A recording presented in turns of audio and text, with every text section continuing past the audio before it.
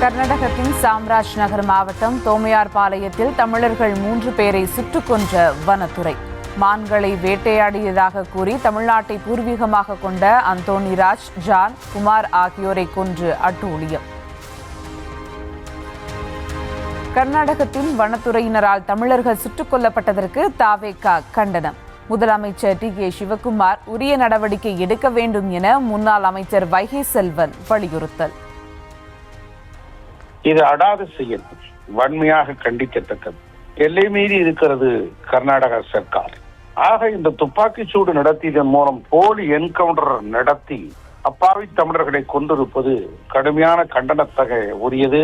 இது உரிய முறையிலே விசாரணை நடத்தப்பட வேண்டும். தமிழக அரசின் சார்பில் கடுமையான கண்டனத்தை பதிவு செய்கிறோம். கர்நாடக வனத்துறையினரால் தமிழர்கள் 3 அநியாயமான முறையில் சுட்டுக் கொல்லப்பட்டிருப்பதாக திமுக தலைவர் மு.க. ஸ்டாலின் கண்டனம். மேகதாது விவகாரம் போல இதிலும் வாய்மூடி இருக்காமல் கர்நாடக அரசு கண்டனம் தெரிவிக்க வேண்டும் என தமிழ்நாடு அரசுக்கு வலியுறுத்தல்.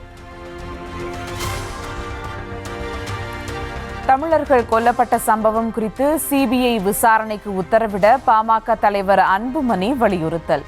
கொல்லப்பட்டோர் குடும்பத்திற்கு இழப்பீடாக தலா 1 கோடி ரூபாயை கர்நாடக அரசு வழங்கவும் வலியுறுத்தல்.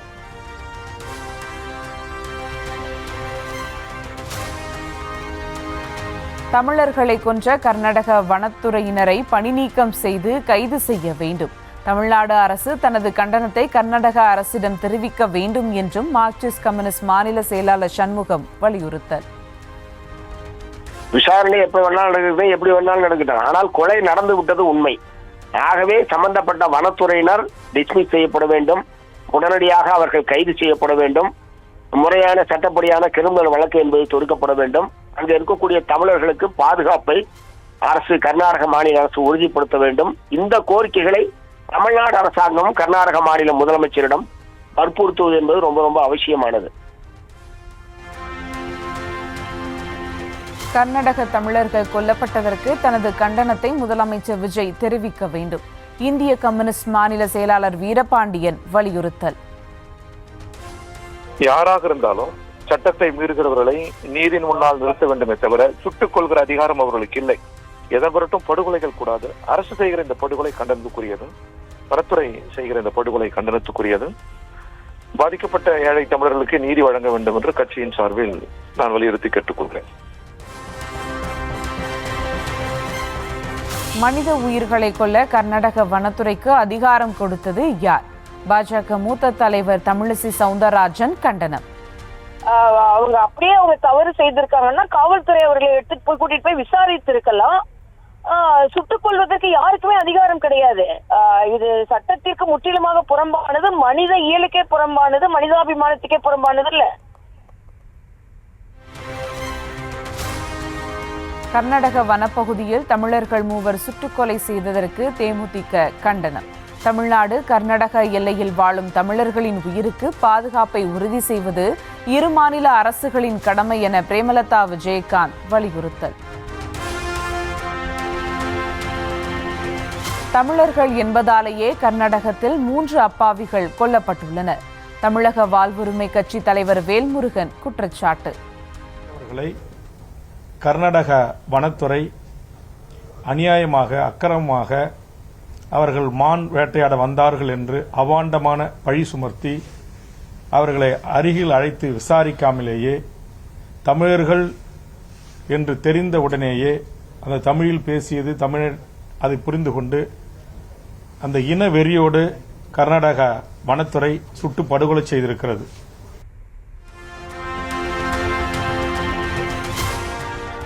காவிரியில் உச்சநீதிமன்ற தீர்ப்பின்படி நீர் திறப்பதை உறுதி செய்ய கோரி தமிழ்நாடு அரசு மற்றும் திமுக தாக்கல் செய்த மனுக்கள். உச்சநீதிமன்றத்தில் நீதிபதி விக்ரம்நாத் தலைமையிலான அமர்வில் நாளை விசாரணை. தமிழக சட்டப்பேரவையில் நாளை நடைபெறுகிறது வருவாய் பேரிடர் துறை மானிய கோரிக்கைகள் மீதான விவாதம். மருத்துவ மற்றும் மக்கள் நல்வாழ்வு துறைக்கான மானிய கோரிக்கை மீது விவாதம் நடைபெறும் என்றும் அறிவிப்பு. நின்றால் கைது நடந்தால் கைது என்று டைம் டேபிள் போட்டு தாவேக அரசு நடவடிக்கை எடுப்பதாக உதயநிதி குற்றச்சாட்டு. நின்னா கைது, நடந்தா கைது, பேசுனா கைது, சோசியல் மீடியால ஒரு போஸ்ட் போட்டா கைது அப்படின்னு இன்னைக்கு தூங்கி எந்திரிச்சா யாரை கைது பண்ணலாம்னு கிட்டத்தட்ட ஒரு டைம் டேபிள் போட்டு ஷெட்யூல் போட்டு இன்னைக்கு இந்த அரசு கைது நடவடிக்கைகளை எடுத்து வருது. காவிரியில் நீர் வர வேண்டும் என்று சொன்னதற்காக பொய் வழக்கு போட்டதாகவும் விமர்சனம். இது என்ன அப்படி பேசிட்ட? டம்மி முதலமைச்சர், வெக்கங்கெட்ட அரசு, கேடுகெட்ட அரசு, எதற்கும் துப்பு இல்ல, தைரியம் இல்ல, விவசாயிகளை இப்படி நடு ரோட்ல விட்டுட்டீங்க. வேற எதுவுமே நான் சொல்லல, காவேரியில தண்ணி வரணும்னு சொன்னேன். இது எனக்கு தோணவே இல்லை. யார் எம்எல்ஏ யார் அமைச்சர் என்பது முதலமைச்சர் விஜய்க்கே தெரியாது என்று உதயநிதி கிண்டல். யாரு அமைச்சர்னு யாருக்குமே தெரியாதுங்க. யாரு சட்டமன்ற உறுப்பினர் இப்ப வரைக்கும் யாருக்குமே தெரியாது. எங்களுக்கு மட்டும் இல்ல, இப்ப அங்க உட்கார்ந்து இருக்கிறாரு ஒரு டம்பி முதலமைச்சர், அவருக்கும் யார் அமைச்சர்னு தெரியாது, அவருக்கும் யாரு சட்டமன்ற உறுப்பினர் தெரியாது.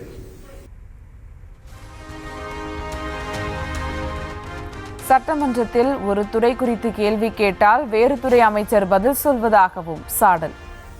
வேற ஒரு துறைக்கு நம்ம பதில் கேட்டோம்னா வேற ஒரு துறை அமைச்சர் பதில் சொல்றாரு. ஒரு படத்துல வரும்ல, நாம ஒரு கேள்வி கேட்டா நம்மளே ஆச்சரியப்படுற அளவுக்கு ஒரு பதில் சொல்லுவான் பாருங்க அப்படிங்கிற மாதிரி. அப்படிதான் இன்னைக்கு அந்த சட்டமன்றம் நடந்துட்டு இருக்கு. அவதூறு பேச்சிற்காக கைது செய்ததன் மூலம் திமுகவினருக்கு புத்துணர்ச்சியை அரசை ஊட்டிவிட்டதாக உதயநிதி விமர்சனம். இந்த அரசுக்கு நாம் இந்த இடத்துல ஒரு நன்றியை சொல்லணும். தேர்தலுக்கு அப்புறம் கொஞ்சம் சோர்ந்து போயிருந்த நம்முடைய உடன்பிறப்புகள் இந்த டம்மி அரசு, டம்மி ஆட்சியாளர்கள் அவங்களுடைய செலவால, அவங்க பண்ண வேலையால மறுபடியும் நம்ம பழைய ஃபார்முக்கு உடன்பிறப்புகளா நம்ம இன்னைக்கு திரும்பி இருக்கோம். மாற்றம் என்று சொல்லி வந்த தாவேக இப்போது கல்லா கட்ட ஆரம்பித்து விட்டதாக தாக்கு. தூய்மைன்னு இன்னைக்கு இதையே உருட்டிட்டு வந்தாங்க, ஆனா இன்னைக்கு கல்லா கட்ட ஆரம்பிச்சிட்டாங்க. வெகு விரைவில் மாட்ட போறது உறுதி. அதற்கு நீங்க தயாராக இருக்கணும். சென்னை எழும்பூரில் வி த லீடர்ஸ் அமைப்பு சார்பில் சுற்றுச்சூழல் விழிப்புணர்வு பேரணி.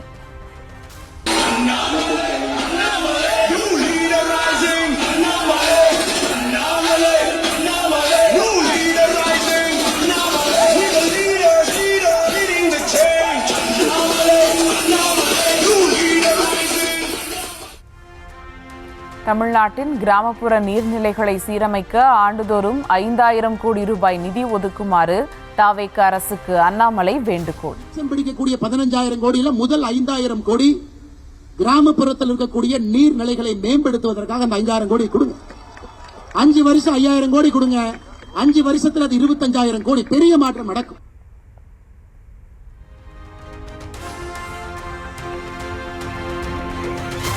தாவேக ஆட்சியில் தவறுகளை சுட்டிக்காட்டும் போது சரி செய்து கொள்கிறார்கள் என அண்ணாமலை பாராட்டு. தவறுகள் செய்யும் பொழுது நாம் சுட்டி காட்டுகின்றோம், அதையும் சில இடத்துல திருத்திக் கொண்டிருக்கின்றார்கள். அரசு செய்யக்கூடிய வேலையை நாம செக் பண்ணி அவர்களுக்கு ரிப்போர்ட் கொடுக்கிறோம். டாஸ்மார்க் எத்தனை கடைகள் இன்னும் 500 மீட்டருக்குள் இருக்கு, அதையும் அரசு ஆமோதித்து நடவடிக்கை எடுக்கிறாங்க. அதை நான் நிச்சயமாக பாராட்டுகின்றேன். ஆளுங்கட்சியை கவிழ்த்து ஆட்சிக்கு வர ஆபரேஷன் மேகாலயா என்ற பெயரில் எதிர்க்கட்சி அரசியல் செய்வதாக அண்ணாமலை குற்றச்சாட்டு. ஆட்சிக்கு வர வேண்டும் என்பதுதான் எதிர்க்கட்சிகள் செய்யக்கூடிய அரசியலா இருக்கு. அதுக்கு ஆபரேஷன் மேகாலயான்னு ஒரு பேரு.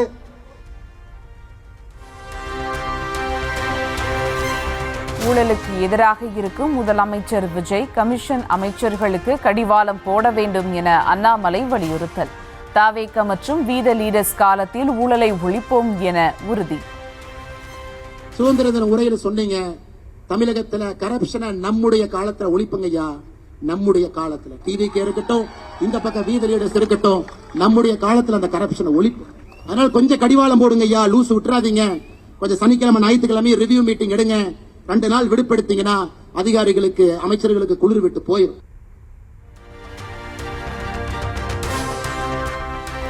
தமிழ்நாட்டில் 10,185 வரத்து கால்வாய்களை தூரி புறணமைக்க நடவடிக்கை. 809 ஏரிகள் குளங்களையும் தூர்வார உள்ளதாக அமைச்சர் ஆனந்த் அறிவிப்பு.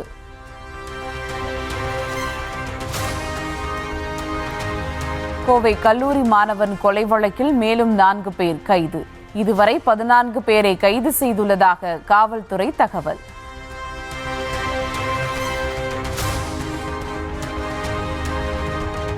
சென்னை அருகே கொசஸ்தலை ஆற்றில் டன் கணக்கில் செத்து மிதக்கும் மீன்கள். ஆற்றில் ரசாயனம் கலப்பதாக கூறி 6 கிராமங்களை சேர்ந்த மக்கள் சாலை மறியல்.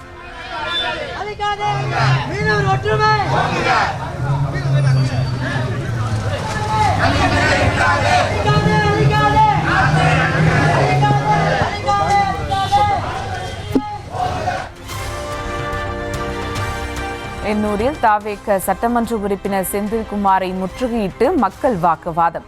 கொசஸ்தலை ஆற்றில் 2 நாட்களாக மீன்கள் செத்து மிதக்கும் விவகாரத்தில் நடவடிக்கை எடுக்கவில்லை என்று புகார்.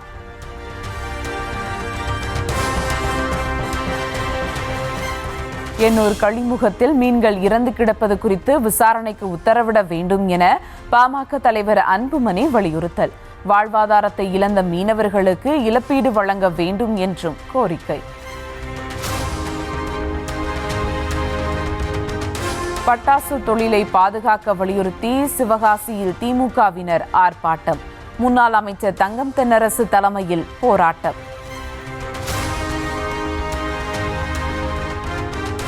மதுரையில் போலீஸ் தாக்கியதில் ஒருவர் உயிரிழந்ததாக குடும்பத்தினர் குற்றச்சாட்டு. குடும்பத்தினரின் குற்றச்சாட்டை மறுத்துள்ள காவல்துறை ஆர்டிஓ விசாரணைக்கு உத்தரவு என தகவல்.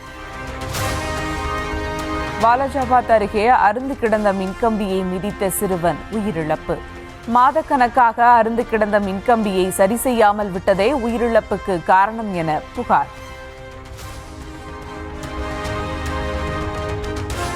தொடர் விடுமுறை முடிந்து சென்னை திரும்புவோரால் சுங்கச்சாவடியில் வாகன நெரிசல்.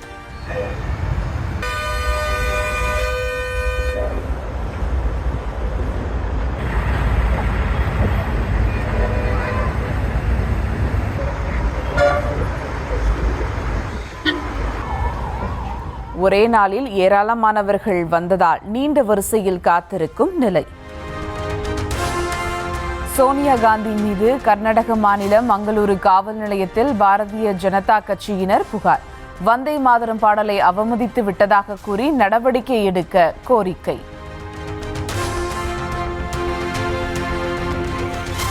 வந்தே மாதரம் பாடலை சோனியா காந்தி அவமதித்து விட்டதாக மத்திய உள்துறை அமைச்சர் அமித்ஷா குற்றச்சாட்டு. சுதந்திர திருநாள் நிகழ்ச்சியில் நடைபெற்ற சம்பவத்திற்காக மக்களிடம் மன்னிப்பு கேட்க வேண்டும் என வலியுறுத்தல்.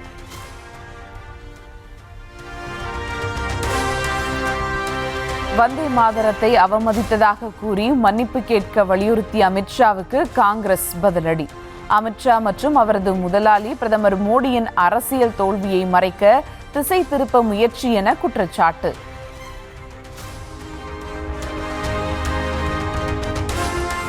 முன்னாள் பிரதமர் வாஜ்பாய் நினைவு நாளை ஒட்டி டெல்லியில் உள்ள நினைவிடத்தில் அஞ்சலி. குடியரசுத் தலைவர் முர்மு, குடியரசு துணைத் தலைவர் CP ராதாகிருஷ்ணன், பிரதமர் மோடி உள்ளிட்டோர் மரியாதை. ஹங்கேரி நாட்டில் சுற்றுலா பயணிகள் சென்ற பேருந்து கவிழ்ந்து விபத்து. பேருந்தில் பயணித்த போலந்து நாட்டு சுற்றுலா பயணிகள் 12 பேர் உயிரிழப்பு.